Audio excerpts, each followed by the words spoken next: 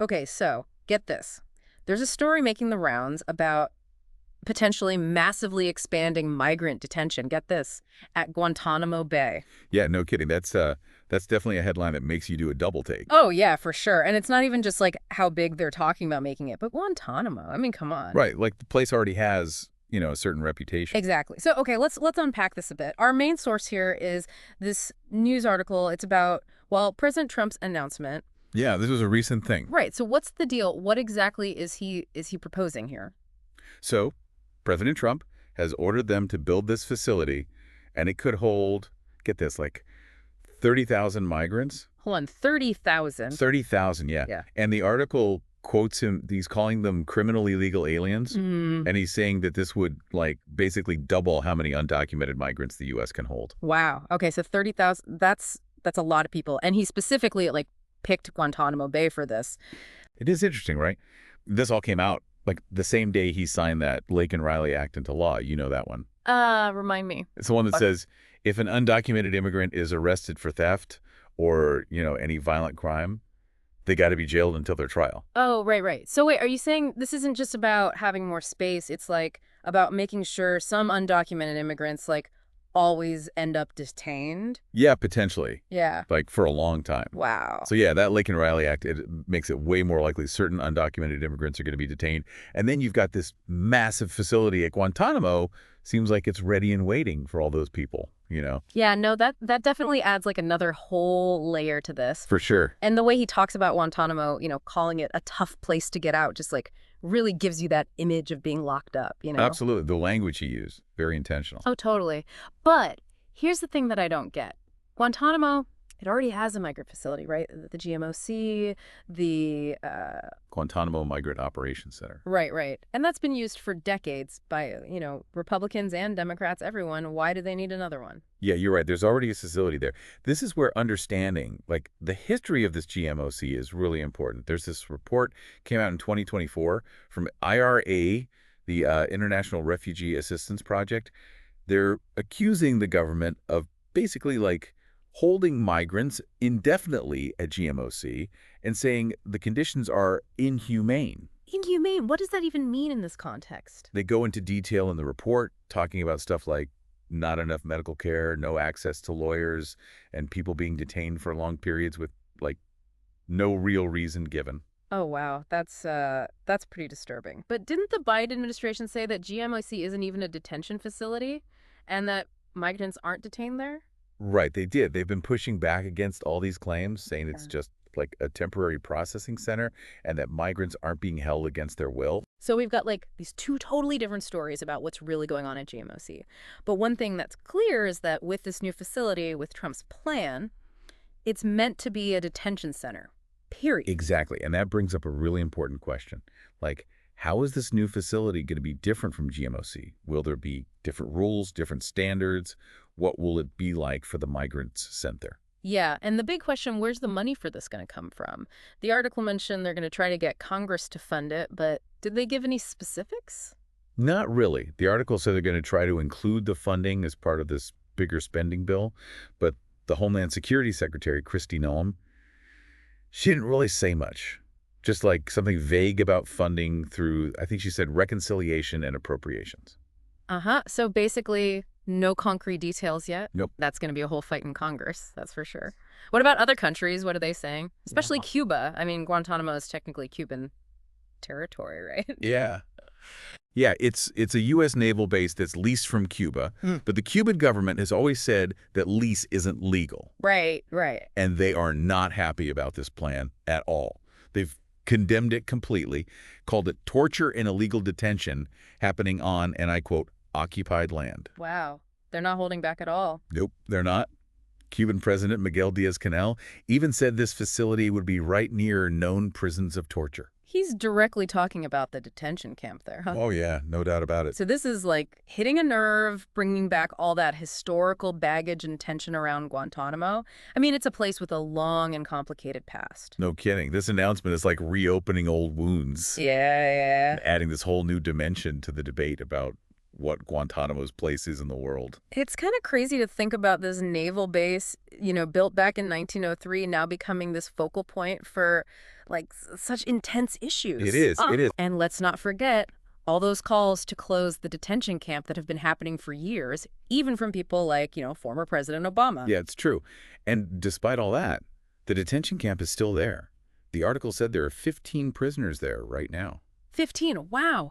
And now we might have thousands of migrants detained there, too. It just makes the whole debate about the future of Guantanamo even more complicated. It does. It really, really does. Man, this deep dive is getting more and more complex by the minute. It really is. And we haven't even gotten into, like, the ethical and legal stuff yet. Okay, let's take a minute to, catch our breath. Good idea. We've covered a lot. We have. I think it's time to start thinking about some of the bigger questions this whole thing brings up. All right, sounds good to me. Let's do it. So we're talking about potentially, detaining thousands of migrants at this place that's got this whole history of human rights violations, or at least, allegations of them. And this IRP report, the things they said about the conditions at GMOC being inhumane, that's pretty scary. It is concerning, yeah. So, what's going to be different this time? How do we know this new place won't be the same? That's the million-dollar question, isn't it? Yeah. What kind of oversight are we talking about here? Yeah. And it makes you think about, where our whole immigration policy is going. Right. Are we heading towards a system that just, locks people up instead of giving them due process, And treating them humanely while they're at it. Exactly. I mean, it seems like this whole thing could backfire, right? Putting so many people in Guantanamo with all its baggage, wouldn't that just put even more pressure on the U.S. from, the international community and stuff? I mean, yeah, it's definitely possible. And Cuba's reaction, they're not mincing words, right? No, not at all. It could make things even worse between the U.S. and Cuba. Right. Because for Cuba, it's not just about, migrants. It's about Guantanamo itself, Yeah. Their sovereignty and this, long-standing issue they have with the whole thing. It's like we're pouring gasoline on a fire almost. Kind of, yeah. But then, what's the alternative? Exactly. Is there another way to deal with migration that actually works? Well, that's what everyone's trying to figure out. And that's humane at the same time? Right. I mean, detention, it's always been seen as, the default, but it's got problems. Oh, yeah. Tons. It's expensive, it can really mess people up, and it doesn't actually solve the reasons why people migrate in the first place. So what would a different approach look like then? Are there other countries that have, good examples of this? Yeah, definitely. There are some countries that have these, community-based programs. They give asylum seekers support and resources while they wait for their cases to be processed. Okay. Interesting. And then some focus on, making it easier for people to migrate legally, Oh. making it safer. Oh, so they don't have to do it, under the radar. That makes sense.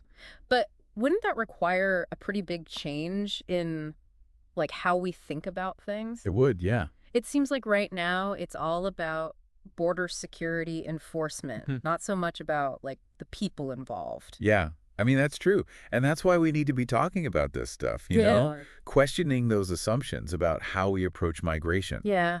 Thinking about the consequences and what other options are out there. This whole situation, it's like this tangled mess of history, politics, human rights. It really is. I don't even know where to start untangling it all. Yeah, it is complex. But I think the first thing is, admitting that there aren't any easy answers here. Right. This isn't just about this one facility. It's about who we are as a country, how we treat people who are looking for a better life. It's about looking past the headlines and seeing the people. Exactly. Imagine being ripped away from your family, held who knows where, not even understanding what people are saying, the rules, any of it. It's hard to even imagine. Yeah, it is. We can't forget that these are real people. That's right. Yeah. We got to move past all the, the numbers and the policy talk and remember that. Okay, so where do we go from here?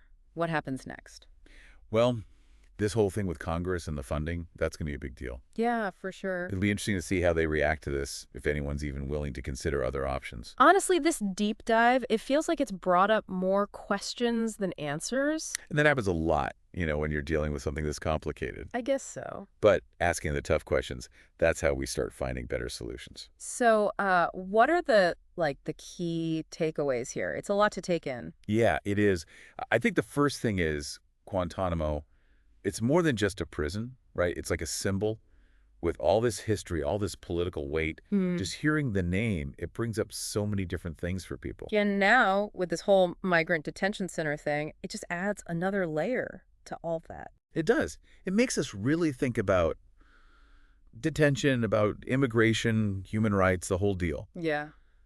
Are we okay with using a place like Guantanamo to detain thousands of migrants? Right. What does that say about us? Exactly. Mm. And what does it say about how we deal with immigration in general? Are we putting security ahead of compassion? Mm-hmm.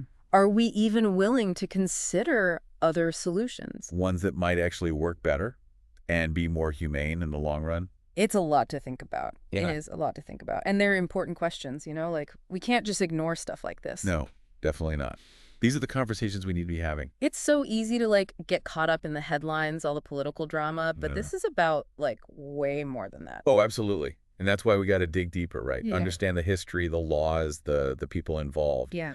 If we just stay on the surface, we miss the whole picture. I feel like this whole Guantanamo thing, it's just like the tip of the iceberg. You're right. It's a small piece of a much bigger puzzle. Exactly. So for everyone listening out there who's now, totally hooked on this whole thing, what's one final question they can, chew on as they go learning about this?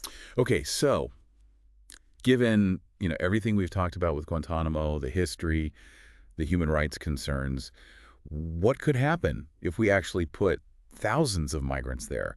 What are the potential consequences? Right. What other options are there? And maybe most importantly, what does this whole situation say about us? About what we value as a country? That's a great question. And on that note, thanks for joining us on this deep dive, everyone. Thanks for having me. Keep those minds curious, and we'll see you next time.